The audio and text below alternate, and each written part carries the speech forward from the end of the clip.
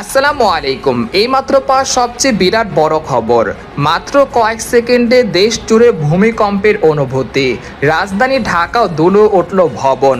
রাজধানী ঢাকা সহ দেশের বিভিন্ন স্থানে শক্তিশালী ভূমিকম্পের অনুভূত হয়েছে। প্রাথমিকভাবে এই ভূমিকম্পের কেন্দ্র ছিল ঢাকা নরসিংদীতে। কম্পন ছিল মাত্র 5.2 মাত্রার। তবে জরুরি সতর্কতা হিসেবে ভবনগুলির নিরাপত্তা নিশ্চিত করতে সংশ্লিষ্ট কর্তৃপক্ষ তৎপর হতে দেখা গিয়েছে।